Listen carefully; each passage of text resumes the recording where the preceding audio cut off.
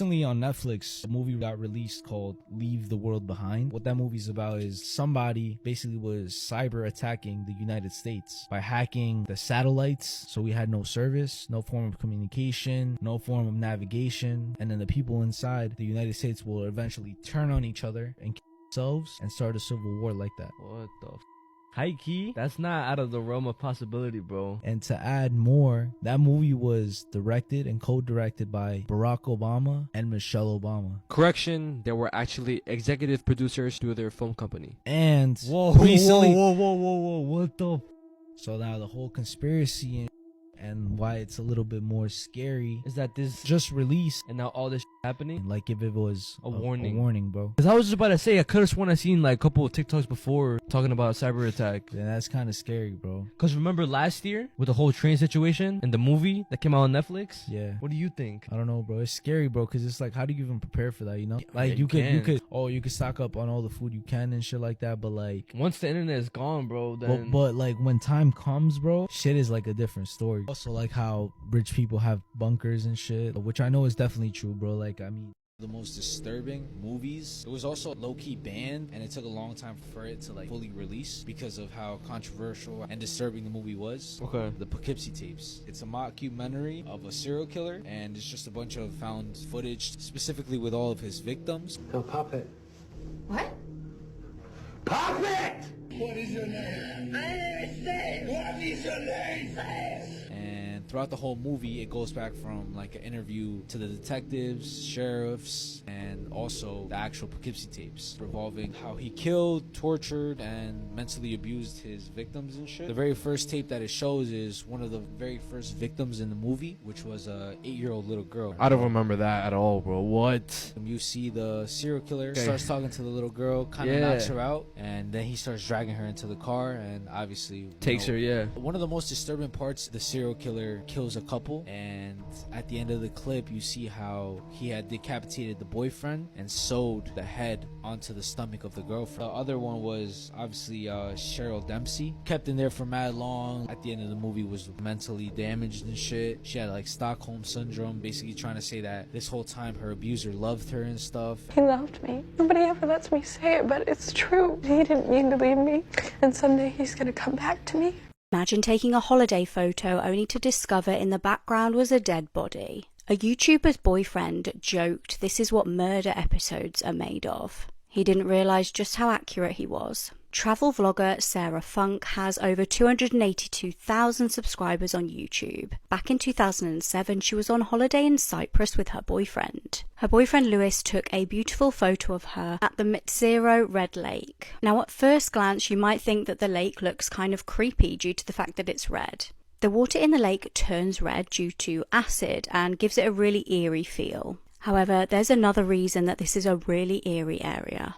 Lewis and Sarah discussed this on a vlog clip when Lewis said this is what murder episodes are made of. As the video cut to a close-up of a suitcase in the lake, Sarah said, "I just feel like death is in the air." Now they couldn't have been more accurate. What appears to be a suitcase was floating in the lake. 2 years after the trip, the pair were forced to come to terms with the fact that this was a lot more creepy than they'd even imagined. They had to come to the realization of what might have been inside that suitcase. An army captain from Cyprus admitted to killing 2 children and 5 women. The serial killer told officers he had indeed disposed of some of the bodies in the lake. 2 of his victims' bodies were found in suitcases in the lake that Sarah was at. Disturbing videos that I've seen in a long time. Wait, there's a video to this? Multiple videos to this, bro. Just so you guys can see how everything is and just get a grasp of what I'm gonna get into. Along with this, cooperate with this. We'll be as nice as we can to you within the limits of keeping you prisoners. If you don't go along with this, they'll probably take you into bed, tie you down, rape you, shoot you, and bury you. The woman in that video, her name is Kathleen Allen, one of many victims of the dual serial killers Leonard Lake and Charles Ng. Very, very infamous serial killers in California. They had this obsession with having... So they would capture their victims, they would torture them, SA them, and then murder them in this cabin that Leonard Lake built and put VHS cameras on every single room, so obviously he could record all the torture, everything that they would go through. 12 victims. It's confirmed 12. Some people say it could have been 25 victims. He also recorded a manifesto in his bunker, which I'm gonna show you right now, which is obviously also very, very disturbing because he tells you why he's doing it, what's he gonna do. Good evening. It's a Sunday in October. That's Lake.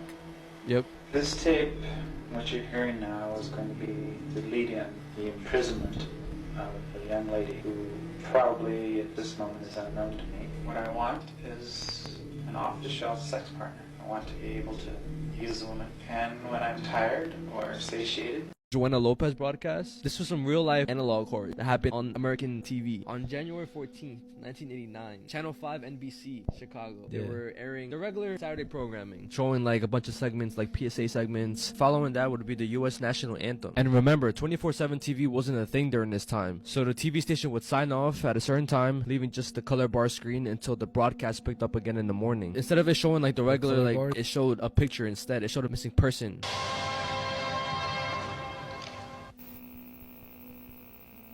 Instead of it just being for a couple minutes, it was there until in the morning. Reminds me of like the Selen Delgado. Yeah, exactly. Whenever I saw this, bro. Channel 5 too, right? Yeah. That's mad creepy, bro. What made it more creepy was the fact that how it looks distorted, not really like a clear picture. It's very, very dark. 2 years later, it happened again, but it was for only a few seconds.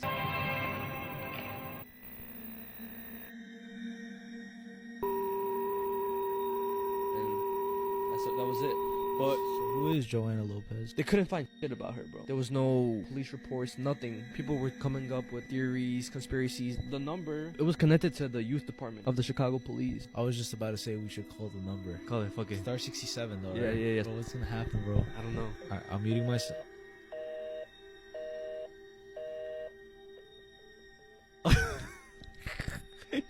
People came up with another theory that she's connected to another person. Have you ever heard about these sisters? People call them Las Boquianchis. And actually, the show, Mujeres Asesinas, made an episode about them. And it wasn't necessarily called that, but it was called Las Cotuchas. I remember that show, bro. For those who don't know, who aren't familiar with Spanish shows and stuff like that, but it was basically a show that depicted real life cases, and sometimes no, but it would be about a woman turned into like a Killer. They were 4 sisters: Carmen, Delfina, Maria de Jesus, and Luisa. The oldest sister, Carmen, and Delfina ended up opening this bar. It also doubled up as a brothel, a place where men could just go and see prostitutes and stuff like that. The way they would get their prostitutes is they would go to these rural areas, mainly in the states of Jalisco, Guanajuato, and Michoacan, where they would find the prettiest girls, which unfortunately ended up being 10 to 15-year-olds. They will sell them this dream: if you come work with us, we'll offer you a job as a waitress or a maid, and you'll be working in the city, getting a bunch of money. And of course, since this is like the 1950s, they would want to go because they've dreamt about stuff like this. And in some cases, if they didn't want to go, they would just kidnap the girls, and the prettiest girls were set aside for special customers who paid the highest prices. When the girls would become sick or they no longer were liked by other customers, they would be killed by either starving to death, or other girls would go and beat them with a stick. If girls got pregnant, they would either sell the baby or they would kill the baby. It wasn't until when one of the girls, she ended up escaping the police ended up raiding the bar, and they found at least 91 bodies mixed with either. This selfie captures the train that is just about to hit and kill these 3 girls. It was October 2011 in Utah. Savannah Webster posted a Facebook status saying, "Standing right by a train, this is awesome." It would be her last ever Facebook status. The 13-year-old was at the railway tracks with her older sister Kelsey, aged 15, and her friend Essa Ricker. The trio decided to take a selfie with a train heading towards them. It's believed that they weren't actually aware of the oncoming train at the time. They were completely unaware of the danger that they were actually in. In the top of the photo, you can see the train headlights as the train hurtles towards them. The train driver actually blew the horn to try and get the girls to jump out of the way, but it was tragically too late. It was also impossible to stop the train at that point. Even emergency brakes on trains can take quite a long time to actually stop the vehicle, just due to the weight of the train and the speed that it's going. The girls were hit at approximately 39 miles an hour. When the train finally stopped, the driver of the train jumped out and ran up the tracks towards where the girls had been. He wanted to see if by a miracle any of them were alive. Now, Savannah was actually making a little bit of noise, so they called an ambulance right away and she was rushed to hospital. Although she was alive at the time that she went to the hospital, she was put on life support and her family had to make the heartbreaking decision to turn off her life support machine just due to the extent of her brain injuries. The other 2 girls were killed instantly. Just when you thought this situation couldn't get any worse, it does. On Monday, some of the grand jury documents were released from Epstein's Florida case. And it shows that the prosecutors in Florida knew that Epstein had assaulted minors years before. And then they cut a deal with him that basically let him walk out scot-free. Now, this is a shock because grand jury testimony is usually very secret. And it's stuff that they don't typically unseal. And this investigation took place in 2006. So this shows that authorities knew in 2006 that Epstein had been assaulting minors. And then they let him go. And it wouldn't be another 13 years until he was finally arrested again and then took his own life. All these documents just go to show that Epstein really was given a free pass. All the people in power, all of the rich friends that he had, they all conspired and agreed to let Epstein run whatever ring he wanted to. And if you really study this case, you know that Epstein was connected to the government. There's no doubt in my mind. And these grand jury documents kind of prove it. I mean, how do you have someone who's accused of raping multiple minors get a sweetheart deal, where he's essentially given a slap on the wrist and shown his way out of the building? Oh yeah, if you cater to the rich and powerful, that's how you get a deal like that. The more and more we learn about Epstein, the more people are waking up, but the full truth of this whole thing will never be admitted to. But if you want to be a part of the solution, head to EpsteinJustice.com, sign their petition demanding justice for the victims of Epstein, and send a letter on their website to your member of Congress. This organization wants a body in government to investigate these sex rings and actually honestly, truthfully investigate them and give the people, the American people, the real answers that we deserve. Whomever coined the phrase, "You can't make this stuff up," might have known the story of real-life boogeyman, Albert Fish. A slight, elderly man with grey hair, no one suspected the kindly single father of being sadistic child murderer and cannibal. This is one of the most disturbing recent cases I've come across. This woman was forced to have an arranged marriage and then her husband murdered her in front of her children. Suma Begum was forced to marry Aminan Rahman in 2019. They got married in an arranged ceremony that took place over the phone. There was actually a big age gap between the pair. She was 20 and he was 40. The pair ended up living in South London and having 2 children. Now, Suma wasn't happy with her husband though, and she really wanted to leave. There were reports that she wanted to run away, but just felt like she couldn't. She felt completely trapped and started talking to another man online. They got very close and would talk on video calls. On the 29th of April 2023, things would come to a dramatic conclusion. Suma was on the video call with the man that she'd been speaking to. Now, he lived in the United Arab Emirates. While they were on the video call and in front of their 2 horrified children, Aminan lunged at her. She tried to run, but he grabbed her by the throat. Now, Suma's boyfriend, who was on the video call at the time, obviously saw what was going on. He witnessed the vicious attack and reported that Aminan grabbed Suma and he could hear screaming in the background. Now, the screen actually froze at this point. A short while later, Aminan came back onto the screen and told the man, "Look, I have killed her and now you get ready." CCTV captured a horrifying image of him carrying his wife's dead body out of the apartment in a suitcase whilst holding one of their children. Suma's boyfriend, Shahin, recorded an online video of the ordeal and gave it to authorities. Aminan was arrested and the suitcase was found washed up on a riverbank. He had dumped it in the River Thames. Aminan tried to claim that he killed his wife because she threatened to kill one of their children. This was obviously proved to be a lie. At his trial, he was found guilty of murder and he will be sentenced at the end of July 2024. How we run things here.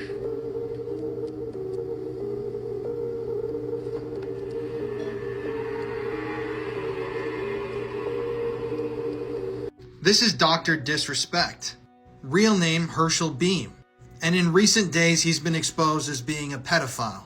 So I don't really follow game culture too closely, but I know that Dr. Disrespect is one of the biggest names in gaming right now. And he's been at it for years. This guy has been a celebrity in that world. But back in 2020, he was banned from the streaming platform Twitch. But he never exactly stated why he had been banned from Twitch. It was just this big mysterious thing that got glossed over. But recently people started talking about this ban again, but they had no idea what was coming next. On June 24th, the gaming studio that Dr. Disrespect co-founded fired him. Then on July 25th, he tweeted this infamous tweet, where he admits in the tweet that he was knowingly messaging a minor, and that these messages with the minor leaned in the direction of being inappropriate. Basically just coming out and admitting, yes, I am a pedophile, but in the same tweet, he says, I'm not going anywhere. This is all the past. It also should be noted that he kept editing out that line individual minor from individual to individual minor, taking out the word minor. But yeah, this is just the worst thing you could have possibly done in this situation. Then more allegations came out. Allegations from a woman named Lena Love. Lena claimed that Dr. Disrespect offered her a partnership in exchange for free cam shows. She then gave him these private shows and he blocked her. A recent Rolling Stone article also provided some more information on this and claims that Herschel Beam actually continued sending this minor graphic, schmexual content even after he learned from her that she was a minor. We don't even know all this story yet, but I'm sure it's only going to get worse and worse. And I think that he is finally getting all the disrespect that he's always asked for. Join me as I expose pedophile rings and corruption in my new podcast, The Conspiracy Files. It's available on all streaming platforms like Apple Podcasts and Spotify, and there's some really important information in these shows that people need to know. Sometimes true for stranger than fiction. The case of Richard Trenton Chase is a story which even the most depraved horror writer would struggle to create. Over the course of 4 weeks spanning across 1977 and 1978, Richard Chase took the lives of 6 innocent victims in Sacramento, California. His murders gradually progressed in violence, beginning with drive-by shootings and culminating in acts of cannibalism. The fact that this was the last person that 11-year-old Audrey Cunningham saw before she was killed is horrific. On the morning of February 15th, Audrey disappeared while on her way to the bus stop in Livingston, Texas. She was last seen at around 7 that morning, and the last person that she was with was 42-year-old Don Stephen McDougall. Don was a family friend of the Cunninghams who lived in a trailer behind their home, and he would occasionally walk Audrey to the bus stop or even take her to school if she missed the bus. Audrey lived with her dad, her grandparents, and a few other family members on that same property as Don. After she failed to show up to school and after missing the bus, Audrey was reported missing by school officials, and a massive search was launched. Very early on, Don was really vocal about being innocent, and he made it a point to join in on the search efforts for the little girl. He was seen going to multiple houses in the community, knocking on doors and asking if anybody had seen her. He even reportedly took to Facebook, commenting on posts about Audrey being missing, saying things like, quote, "I'm not guilty." But just one day after Audrey was reported missing, Don was arrested on an unrelated assault charge, and according to police, he immediately became a person of interest in Audrey's disappearance. The following day, police found Audrey's backpack near the Lake Livingston Dam, and it was at this point that they started investigating Don's cell phone data and local surveillance footage to piece together 3 different locations of interest, which included the Trinity River just 10 miles from Audrey's home. And sadly, on February 20th, 5 days after she disappeared, a dive team found Audrey's body in the Trinity River under the US Highway 59 bridge in Livingston.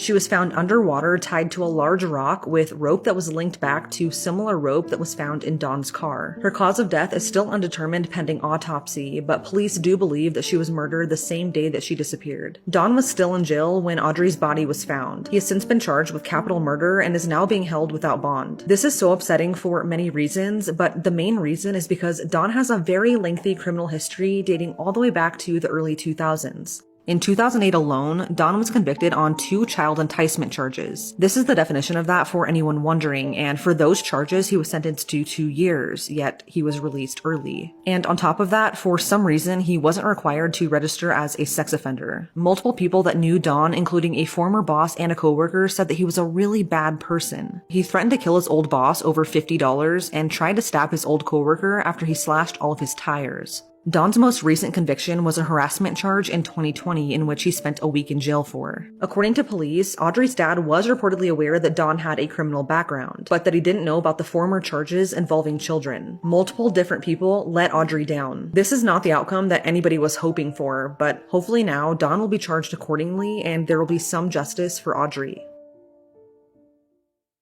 This disturbing case of the freeway phantom killer remains unsolved. In 1971, Washington, D.C. was experiencing its first ever serial killer. In April that year, 13-year-old Carol Spinks was walking to a local shop to get some food for her family. After purchasing dinner, she headed home, but she would disappear on the short walk back. Tragically, the young girl's body was discovered 6 days later. She'd been SA'd and strangled to death. However, this would not be the last tragic killing that the community would experience. Just 2 months later, another body was found. The victim was discovered in exactly the same spot that Carol was found in. This was right next to the freeway. Locals were terrified of the so-called freeway killer. The killer then made a terrifying move that no one was expecting. The third victim was Brenda Crockett. She was only 10 years old, and again she'd gone to the shops for food and never returned home. This time, however, her family received a terrifying phone call. Now, Brenda's mum had realised she'd vanished and she'd gone out looking for her. While she did, the phone rang. Brenda's younger sister was actually inside and she took the phone call. Her sister told her that she was in Virginia and a man had snatched her. Then there was another call half an hour later. Brenda asked, "Did my mother see me?" Then she whispered, "Well, I'll see you." The phone hung up and Brenda was found deceased a day later. In October, 12-year-old Nenemoshia Yates vanished on her way home from the shops. A mere 2 hours later, her body was found by a passerby. Again, something was coming that nobody expected from this killer. 16-year-old Brenda Woodard disappeared. This time when her body was found, there was a note in the pocket. The note was actually written in Brenda's handwriting. This led police to believe that the killer dictated the note and Brenda wrote it. It says, "This is tantamount to my insensitivity to people, especially women. I will admit the others when you catch me if you can," and it's signed the Freeway Phantom. Now, things went quiet and the community thought that they were finally safe. However, 10 months later, 17-year-old Diane Williams was killed. This time, the killer callously phoned her parents and said, "I killed your daughter." Police were initially suspicious of Robert Askins. He'd actually been imprisoned for another murder. When they searched his property, they found photos of girls and a knife. Now, he wasn't actually convicted of any of the freeway killings. He was, however, imprisoned for kidnapping and SAing other girls. Shockingly, in 2009, police admitted that they lost the entire case file. This is including potential DNA evidence. There still remains a $150,000 reward for information. You'll never guess the clever way that this victim of a serial killer helped police catch him. Richard Evanitz's dad was a sadistic and aggressive man. Richard seemed to inherit this behaviour. When he was a child, he was so violent that he even choked his sister to the point where she actually passed out. When Richard moved out, he was arrested for exposing himself to 2 children. Now, he was only given a fine for this, and he would later go on to begin a horrifying crime spree in Virginia. In June 1995, he broke into the home of a 13-year-old girl. He took a gun with him and used the weapon to gain control over her as he SA'd her. A year later, he kidnapped 16-year-old Sophia Silver. She'd been doing her homework in her front garden when he snatched her. Horrifically, shortly after, her body was discovered in a swamp nearby. Another year passed before he would strike again. He abducted 2 sisters, again from their front garden. The girls were 12 and 15, and tragically their bodies were discovered in the South Anna River. Using fibres from the 2 crime scenes, police were able to link the cases together. In 1999, Richard moved back to his hometown, and a few years later he would strike again. This time, however, he set his sights on Cara Robinson. This would be the beginning of the end for Richard. Cara was only 15 years old, and Richard spotted her watering flowers outside her friend's house. He approached her and kidnapped her at gunpoint. He stuffed her into a storage container and drove away. However, Cara was a very clever girl, and she actually memorized the serial number of the box that she was trapped in. Meanwhile, her parents reported her missing, but police dismissed her as just a runaway. Luckily, Cara took matters into her own hands. Cara endured 18 hours of grueling SAs from Richard, but she knew she had to get him on side if she was to survive. She decided to clean for him and chat to him as if he were a friend. She also memorized information from the post that was scattered around his apartment. As she was tidying up, she was making a mental note of everything around her. At bedtime, despite being handcuffed to his bed, she managed to escape and get out of the window while he was still asleep. She spotted a car and ran to it, begging for help. The driver immediately took her to the police station. Thankfully, using all of the information that Cara had discovered, they managed to track Richard down. However, when they got to his house, he'd actually vanished. He fled to a motel in Florida, rang his sister, and confessed to what he'd done. Luckily, she did the right thing and called police. When officers arrived, there was a massive car chase. Richard ended up driving 120 miles an hour the wrong way through incoming traffic. When police cornered Richard, he grabbed a gun and shot himself in the head. We need to talk about the strange disappearance of Angie Pena. I recently made a video about Nancy Ng, a woman who went missing during a yoga retreat to Guatemala in October. But from that video, I got so many comments and messages from people saying how similar Nancy's case is to Angie's, so I decided to look into it. This is Angie Pena. She went missing on January 1st, 2022. She was last seen jet skiing away from a beach off the coast of Roatan in Honduras, but she never came back. Witnesses state that she was last seen in the West Bay area on her jet ski, but when she failed to come back, she was reported missing. At first, authorities believed that she drifted off into the water and ultimately drowned, but her body never surfaced. A search was conducted by the Belize Coast Guard, and a few days later, Angie's jet ski, her life jacket, and one of her earrings were found what appeared to be washed up on a beach in Belize. But Angie herself was never found, and then came a shocking discovery a few months later in August, and this is where things start to get strange. While many people believed at first that this was an accidental drowning, behind the scenes, police were investigating Angie's disappearance as something much more sinister. On August 29, 2022, Honduran authorities raided 5 properties, one of which was an apartment owned by Gary Lee Johnston, a 63-year-old American living on the Caribbean resort island of Roatan. Information that authorities collected led them to search Gary's home, but they didn't find Angie. Instead, they found a young girl. Some reports say she was 12 and others say she was 17, being held in the home. Upon searching the home, authorities found more than 30 cell phones containing pictures and videos of Gary engaging in sexual activity with multiple minors. Along with that, authorities also found one of Angie's earrings and the swimsuit she was wearing the day she went missing in his home. Also found at the scene were videos directly linking Gary to Angie. According to authorities, they found overwhelming witness, documental, and technological evidence connecting Gary to Angie's disappearance. But they also said that he did not act alone and that he's believed to be part of an international network or a human trafficking gang that's currently being investigated. At the time of Angie's disappearance, Gary was believed to have been living in Roatan for 6 years. He owned a condo building and was reportedly not widely known in the community. He was also one of the founders of an Arizona tech consulting company called IT Partners, which was established in 2004. After his arrest, the CEO of the company released this statement. Pause to read if you need to.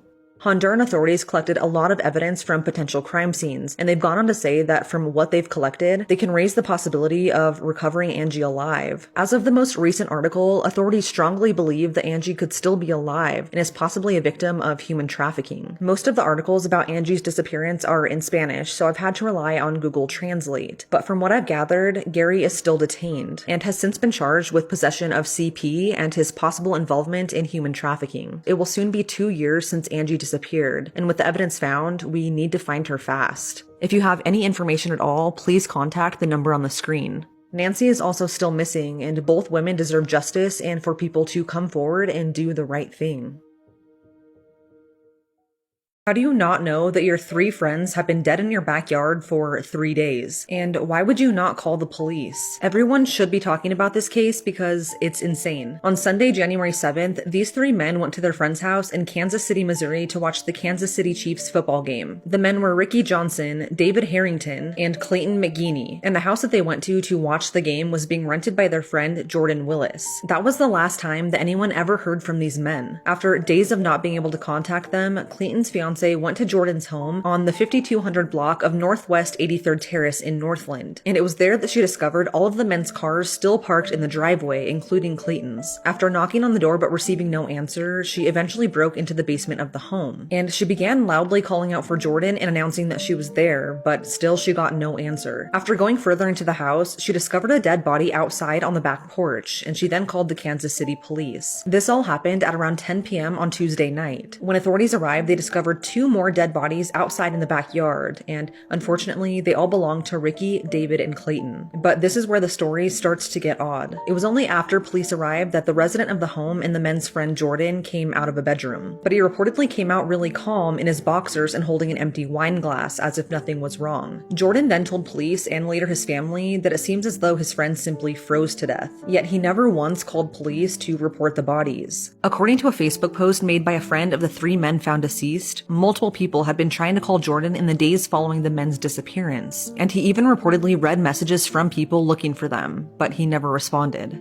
The entire time that his friends were dead in the backyard, he was alive inside of his home, and he even ignored another friend pounding on his door for 20 minutes trying to locate the men. According to police, a cause of death for the men has not yet been determined, as they're waiting on autopsy and toxicology results, which could take weeks. But they did state that there were no obvious signs of foul play, and because of this, Jordan has not been arrested or charged with a crime. According to Police Sergeant Jake Bacina, although Jordan was initially cooperative the night the bodies were found, he doesn't know why he never contacted police to report what happened. Regardless, Sergeant Bacina has stated, quote, "This case is 100% not being investigated as a homicide." End quote. This has obviously made friends and family of the victims furious. None of them believe Jordan's story, and they're demanding answers. As of right now, the case is still ongoing. A search warrant is in the process of being obtained for Jordan's home, and authorities have recovered all 3 of the victims' cell phones to go through to try and piece together what happened that night. This case is very odd, and adding to the mystery is the fact that none of Jordan's neighbors heard or saw anything suspicious that night or in the following days. As for Jordan, he has reportedly moved out of the home since the incident, and I'm not sure if that's because he was forced to by police because it's considered a crime scene, or if his landlord evicted him because of the situation. Whatever reasoning he has not sat well with the public, and they think it's really suspicious. Jordan is a scientist working in experimental drug trials for HIV, and he's been described as incredibly intelligent but overall weird by the people that know him. Jordan also owns 2 dogs who he says are his life, and at this point, I'm not sure if the dogs were in the home while his friends' bodies were in the backyard, because if they were and he had taken them out, he would have for sure seen them, so that also adds to the mystery. If you have any information regarding this case, please contact 816-474-TIPS.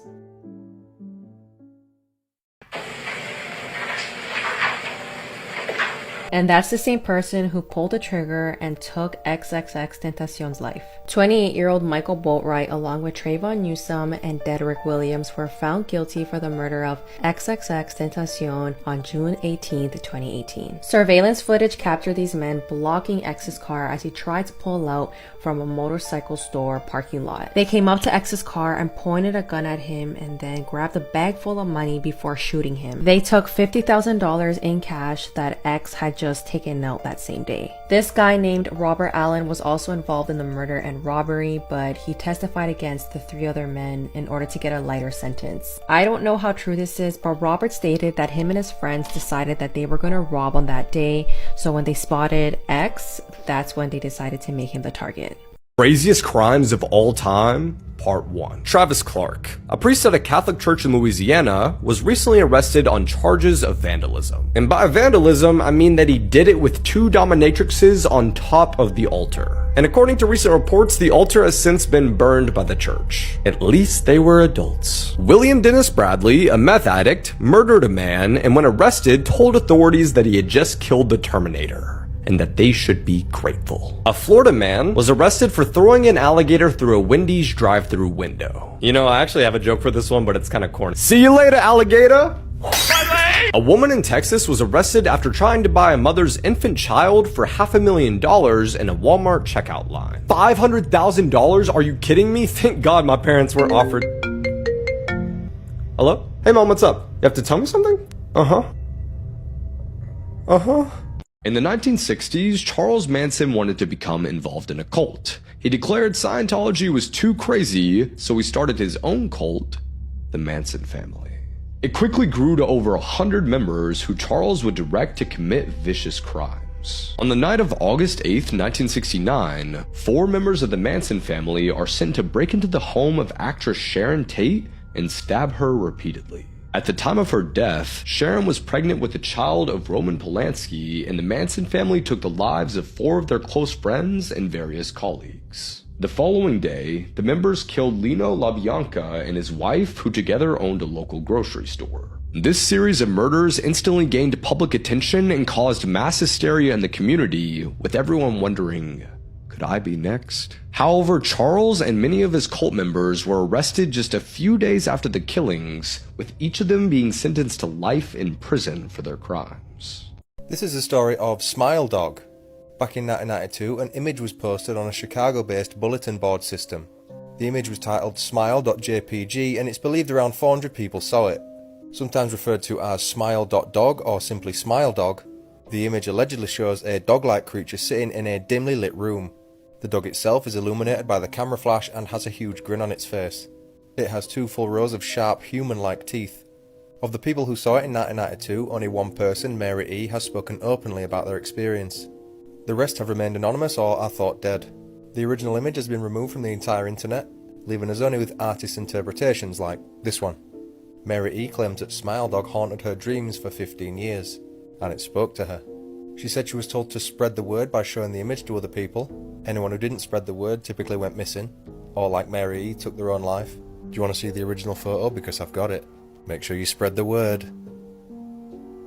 So he joked about his wife on Family Feud and now she's dead. Rebecca Bleifnick was found deceased in her home with multiple gunshot wounds in Quincy, Illinois on February 23rd. She was 41 years old, a mother of 3 boys, and an award-winning nurse. She was found deceased by a family member in her home when she failed to pick up her 3 kids from school. At this time, Rebecca and her husband Tim had restraining orders against each other and were in the process of getting a divorce. Authorities spent weeks investigating the case and searched Tim's home a week later before arresting him. The strange part about this that has many people invested in this case is a Family Feud episode that Tim was a part of in 2020. In the episode, Steve Harvey asked Tim, "What is the biggest mistake you made at your wedding?" And Tim responded with, "Saying I do to my wife." Even though this is odd now that his wife is dead, is it just a coincidence? Tim's attorney argues that the comment he made was just a joke and it's not relevant to their divorce and her murder. Tim is now facing 2 counts of first-degree murder and home invasion. This is Slenderina. She is the ghost of a girl that lives in a basement. Her main purpose is to terrify those that see her frightening appearance. She has long black hair, bloodshot eyes, and a long bloody mouth. She is also known to wear a long white dress. Originally born in Norway, the girl came into the world with a subconjunctival hemorrhage. That means she was bleeding from a small blood vessel over the whites of her eyes. Being an outcast at school due to her ghostly appearance, Slenderina's parents made the decision to homeschool her. After Slenderina's father got into a lot of debt, people broke into the family home. They first killed Slenderina's sister by slitting her throat. Then they broke her father's neck. Slenderina ran to the basement where she had heard the screams, and was subsequently killed herself by the angry mob. As a result, Slenderina, her father Slenderman, and the rest of her family haunt and terrify anyone they see. I think ghosts can help solve cold cases. Well, throughout history, there's been reports of ghosts coming back to tell their loved ones who killed them, like the story of Fred Fisher. And if you're interested in these kind of stories, I just did a podcast episode on the most famous one. So in 1826, an Australian man by the name of Fred Fisher disappeared into thin air. But this never sat right with his best friend John, because Fred seemed to have left in the middle of the night and didn't take any of his stuff with him. Fred's neighbor claimed that he had gone back to England and had named him the power of attorney. And then his neighbor starts selling all of Fred's stuff. So John starts thinking that something is not right. So one night, months later, John is walking down the street, he's had a few drinks, and right when he's passing Fred's property, he sees a ghostly figure standing in his yard. It looks exactly like Fred, but he's completely pale with like this dead stare. And the figure just lifts one hand slowly and points past John to a creek that's behind him. So the next day, John goes down to the creek right around where this apparition was telling him to go, and sure enough, he finds Fred's body. Not only did this ghost lead John to Fred's body, but it also led to the arrest of the sketchy neighbor for his murder. This full story and more this week on the pod. The age of consent in America is 18 years old. Age of consent means the age you are legally allowed to engage in sexual activities. This is TikTok famous creator Teacher Luke, and he's a hardcore pedophile. So before his arrest, Teacher Luke actually had 1 million followers here on TikTok. People came to him looking for advice on language, and they trusted him. He had a very likable personality. From the outside looking in, his life seemed perfect. That was until he was arrested last month in Thailand. So at the time of his arrest, Luke was actually in Thailand teaching young children how to speak English. This seemed to be going well for him until one of the children's mothers caught him doing something to her daughter. So at first the mother became concerned when she saw messages that were getting explicit between her young daughter and Luke. But eventually, after she reported him to authorities, this story took a gruesome and disturbing twist. Not only had Luke been engaging in inappropriate behavior with this child for months on end, he had actually been recording all of these encounters for his own sick personal satisfaction. And eventually, this whole story ended up unraveling because the mother's daughter came down with chlamydia and gonorrhea, which she had contracted from none other than Luke. I think that this whole story just makes that first initial clip so much more disturbing when you consider context. And this case obviously has yet to be resolved since it happened so recently, but he faces up to 10 years in prison and a fine of a couple $100s. And I'm really hoping that this sick freak gets put away for a while so he can't target other children. So I was always under the impression that no one died at Disney. Like, I had heard the rumor that technically they don't pronounce people dead until they're outside of the park, that way they keep their squeaky clean reputation. But that is so far from true, and actually this law firm has a compiled list of all of the incidents. I'm gonna show you some of them, but if you're interested in dark stories, I think you'll like the podcast.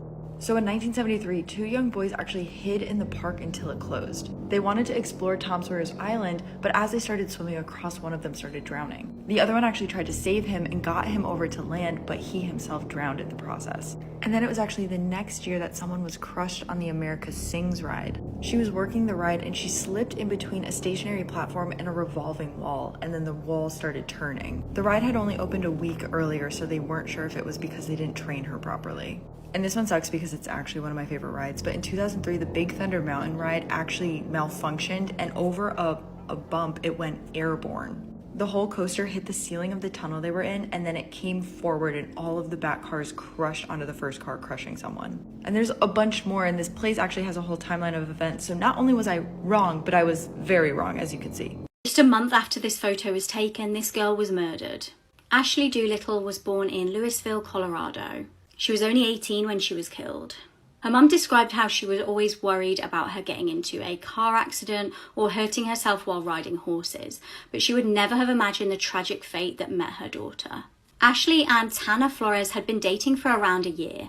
Prior to her death, the pair had been arguing a lot more than usual, and Ashley knew that she needed to speak to him about their relationship. They ended up breaking up, but Tanner seemed unable to accept this. On June the 9th, 2016, the pair met at Lon Hagler Reservoir to chat.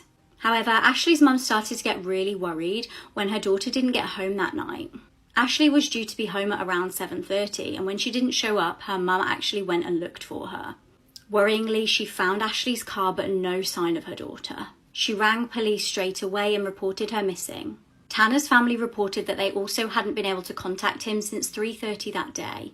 Terrifyingly, his dad reported that his gun was missing. Police obviously started a huge search, and a tip came in that led them to Tanner's deceased granddad's house. This was over 300 miles away. When they arrived, they made a grim discovery. Tanner's car was there, covered in blood. Ashley's body was inside, wrapped in blankets. She'd tragically been shot to death. Police managed to track down Tanner shortly after. Now, Tanner eventually admitted to killing the teenager, but insisted that it wasn't premeditated. His defense argued that it was a spur-of-the-moment thing, but why had he taken his dad's gun with him to meet Ashley? When questioned by police, Tanner said, "She just kind of glared at me and turned away, so I grabbed the gun and shot her. She started twitching and freaking out, so I shot her again. I thought it would be an instant thing." He was convicted of first-degree murder and kidnapping and sentenced to life in prison without the possibility of parole. So this is somewhat old news by now, but EDP-445 was caught again in another sting for child predators. Except this time he was caught by two people that I actually frequently watch on YouTube, Skeet Hansen and Gideon. But let's go back in time a little bit and look at this situation. Looking back at it right now, it's kind of hard to believe, but there once was a time when EDP-445 was a beloved figure on YouTube. He made lots of comedy videos, his content was getting millions and millions of views, he had millions of subscribers, and he seemed like this really harmless Philadelphia Eagles sports fan that was always ranting about the games, making comedy videos. He couldn't have been more harmless. So rumors had been swirling around the internet for years that EDP was a hardcore pedophile. He'd messaged minors in the past asking them for help engaging in disturbing behaviors. He'd requested explicit photographs from minors. And those were all just rumors until EDP actually showed up to a To Catch a Predator type sting operation. And suddenly all those rumors were given validity. EDP was an actual pedophile. He had come to meet a minor alone, assuming that the minor was completely unguarded, and God knows what he exactly wanted to do that day with the child. So after all of this, EDP was canceled super hard. His channels were terminated. He lost all of his money. It was reported that he was living hotel to hotel. Hotels would kick him out once they figured out who he was. He couldn't get work. I mean, EDP's life just couldn't get any worse. But this guy could not possibly make the same mistake twice, right? Well, apparently he can, because just recently, Gideon and Skeet actually caught EDP attempting to meet another minor. I mean, this has to be one of the dumbest things that anybody has ever done in human history. This guy was shockingly and sadly making a small comeback here on TikTok. But just as soon as his life was getting just a tiny bit better, he screwed it up again. And I mean, this guy's life should be a living hell. This is the second time he's tried to meet a minor in person. He requested photos, images, all of that before. And I'm honestly just shocked that no arrest has been made yet. I think at this point there's definitely enough evidence that EDP is a predator, and I think he should be sent to prison. What do you guys think? Stalked and murdered by her crazed ex-boyfriend, Molly McLaren was only 23 when her life was cruelly ended in a tragic and frenzied attack by someone she once trusted. Molly met Joshua Stimpson on a dating app in July 2016, and they exchanged messages back and forth before finally meeting face-to-face in November. Molly told friends that she had a connection with Joshua. She'd suffered from an eating disorder and anxiety for a number of years, and Joshua sympathised, saying that he too suffered from anxiety. During their relationship, Joshua's behaviour became more and more controlling, and he was trying to cut Molly off from her friends and family, so she eventually ended the relationship in June 2017. Joshua immediately took to social media, posting lies about Molly and tagging her friends and family to make sure that they saw his posts. Molly immediately blocked Joshua on all her social media accounts, but he continued the abuse over WhatsApp, and she was terrified he was going to hurt her, so she went to the police. The police did warn Joshua and told him to stay away from Molly, but he simply told them, "There's more to come." Molly and all her friends and family had Joshua blocked on all their social media accounts, but they had no idea that he'd managed to persuade someone else to follow Molly on social media and report back to him with her every move. On June 28th, Molly posted on Snapchat that she was going to a bar with friends, assuming that Joshua couldn't see it, but he could, and he turned up. They saw him staring at Molly from the smoking area, and she assumed it was a coincidence, but it wasn't. The next day, Joshua followed Molly to her gym.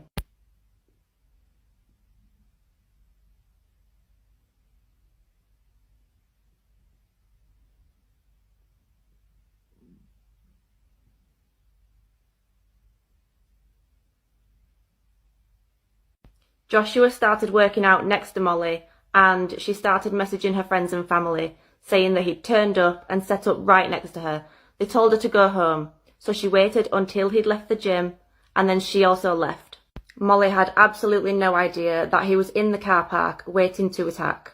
Joshua was armed with a kitchen knife and a pickaxe, and he launched himself at Molly as she got into her car, stabbing her over and over, a total of 75 times.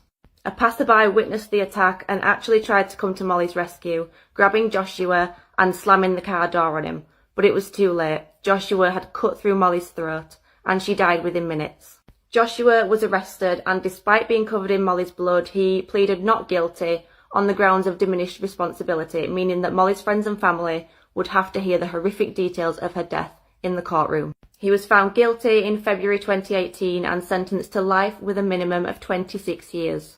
He will be eligible for parole in 2044 when he is 52 years old.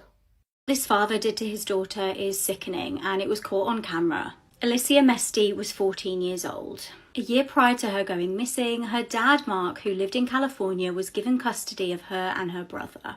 The courts had determined that their mum, Roberta Allen, was unfit to be a parent. However, worryingly, Mark had a criminal record. He'd previously been charged with drunk driving, bank fraud, and DV. He'd also been ordered to attend anger management groups. He even spent some time in prison due to substances and violating probation. It's actually shocking that he was given custody of these children. On the 14th of August 2006, Mark's girlfriend Shelley Walker was in town. She got a flight from LA to go and visit Mark. Now, she was intending on picking up Alicia from a relative's house in San Jose on her way from the airport, but Mark actually called her and said that she wouldn't need to. When Shelley asked, Mark explained that Alicia had run away. Shelley was obviously concerned by this and reported her missing. Police believed Mark's story and found no evidence of foul play. When Mark was evicted from his home in December, he actually moved to LA to be with Shelley. 3 years passed with no sign of Alicia, and Mark was strangely unbothered. Then in 2009, a huge development. Police took cadaver dogs to Mark's old house. Shockingly, they uncovered human remains. They were then identified as the missing child. Investigators immediately turned up at Mark's house, and what they found there was shocking. It turned out Mark was cooking M at his house with Shelley. Shockingly, there were children living there while this was going on. They were charged relating to substances and child endangerment. An autopsy showed that Alicia died of a huge amount of substance intoxication. The reason for this is hideous. Prosecutors stated that Mark had D'd his daughter in order to R her. Disgustingly, there were over 1,000 CSA images on Mark's computer, and horrifically 54 including himself and Alicia while she was unconscious. Mark was also accused of SAing an 8-year-old girl who lived in his apartment and a teenager that he had groomed. The jury was shown a video of Mark sickeningly setting up a hidden camera in the 8-year-old victim's bedroom. He went on to plead guilty and was eventually sentenced to life in prison. Gypsy Rose Blanchard has spent the last 8 years locked up in prison for second-degree manslaughter after she helped to plan her mother's murder. Dee Blanchard was stabbed to death in June 2015 by her daughter's boyfriend, and Gypsy is now set to be released on December 28th this year after being granted parole last month. So why did Gypsy want to murder her mother in the first place? Dee actually suffered from a condition called Munchausen by proxy. People that suffer from this condition often fabricate or induce illness in people that they care for. And this was the case with Dee and Gypsy. Dee managed to convince everybody that Gypsy was terminally ill. Dee mentally and physically abused Gypsy pretty much her whole life. She made Gypsy use a wheelchair, telling people that she was too ill to walk. And if Gypsy did try to get up, she'd scald her legs. Dee managed to convince people that Gypsy had leukemia, muscular dystrophy, epilepsy, severe asthma, hearing and sight problems, among tons of other disorders. And she actually managed to convince doctors to prescribe medication for these disorders. Gypsy was actually tube-fed for most of her life, even though she didn't need to be, and this caused malnutrition, which led to her teeth rotting. Strangely, Dee used to apply numbing cream to Gypsy's mouth, causing her to drool, and this convinced doctors to remove Gypsy's salivary glands.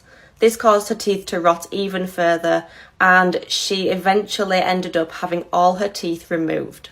If doctors questioned Gypsy's illnesses, Dee would simply find a new doctor, and in medical appointments she wouldn't let Gypsy speak. She'd always be the one relaying Gypsy's fake medical records. When Gypsy got a little bit older, she actually managed to sneak out one night, and she met up with somebody that she'd met online. When Dee found out, she dragged Gypsy home and she smashed up her computer with a hammer. She then threatened to do the same thing to Gypsy's hands. After this incident, she tied Gypsy to the bed with handcuffs every night for 2 weeks so that she couldn't escape again. However, Gypsy did manage to meet someone else. When she gained access to the internet again, she met someone called Nicholas Godejohn on a Christian dating website. By this point, Gypsy had had enough of living a lie. Her mother had actually conned charities out of money, such as Ronald McDonald House and the Make-A-Wish Foundation, and Gypsy wanted it all to stop. Now, Nicholas had a very low IQ, and he also suffers from autism spectrum disorder, and Gypsy managed to convince him to help her plan Dee's murder. In June 2015, they carried out their plan. Only when it came down to it, Gypsy didn't actually take part in the murder. She hid in the bathroom and covered her ears, while Nicholas entered Dee's bedroom and stabbed her 17 times while she laid in her bed. The couple then fled to a motel with $4,000 in cash, and they mailed the murder weapon to Nicholas's home in Wisconsin. There was then a very concerning Facebook post, as if posted by Dee, saying, "That bitch is dead." The post is actually still up if you do want to go and find it. This caused family and friends to become a little bit concerned, and they called police. Eventually, they gained access to the house and they found Dee Dee's body. Everyone at first assumed that Gypsy must have been abducted. Her wheelchair and all her medication was still in the house and they were really concerned. But when police traced the IP address from the post on Dee Dee's account, it led them straight to Nicholas and Gypsy. They surrendered and were taken into custody on charges of murder and felony armed criminal action. When it came out that Gypsy had actually been the victim of child abuse her whole life, she got a lot of sympathy. She clearly didn't see any other way out. Nicholas Godejohn was sentenced to life in prison for Dee Dee's murder. And Gypsy took a plea deal in which she pleaded guilty to second-degree manslaughter in exchange for a 10-year sentence.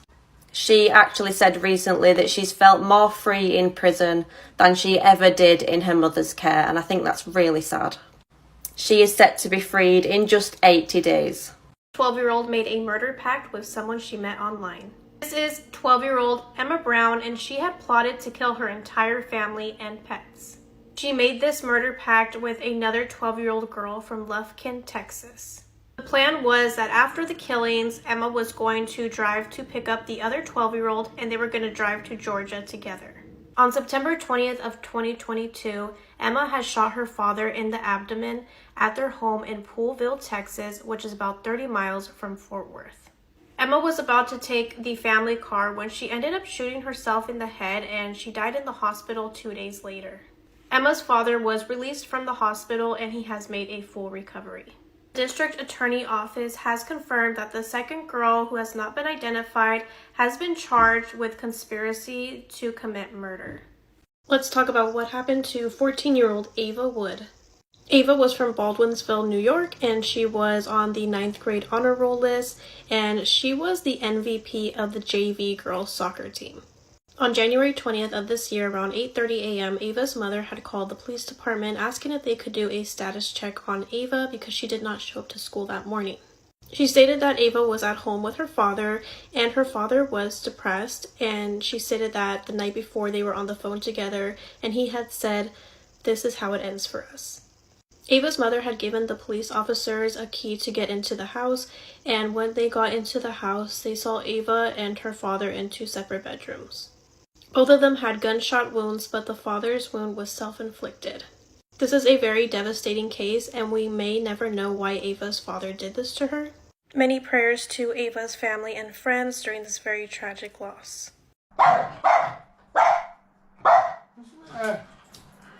What? Look in there, mate. Look in there. What? Look in there. Let's talk about what happened to 16-year-old Ashley Lovelace. Ashley was born on November 7th of 2002 and was born in Pennsylvania. She also had 4 siblings that grew up with her in Las Vegas. While living in Las Vegas, she was greatly influenced by the showbiz world, and she wanted to pursue something along the lines of fashion and singing. She ended up joining various social media platforms, for example, like Instagram, Snapchat, TikTok, etc. And she would post fashion-related Instagram posts, and that really helped her gain followers. With having a presence online comes a lot of love, but also some hate. A guy named Tyler Edmonds was one person who cyberbullied her the most. Someone had asked Tyler why he decided to cyberbully Ashley, and he said he just did it because he was bored. Unfortunately, Ashley took her life on January 21st of 2019.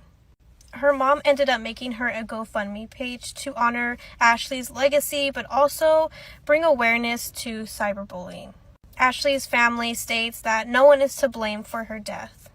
Still to this day, Tyler gets a lot of criticism about how he has no remorse, and he just literally does not care, and he stated that he is glad that she did what she did, and he can't wait to bully more people. Rest in peace to this beautiful soul. Let's talk about what happened with the Watts family. This is 37-year-old Christopher Lee Watts, and this is 34-year-old Shannon Catherine Watts. At the time, they were living in Colorado, and they also had 2 daughters.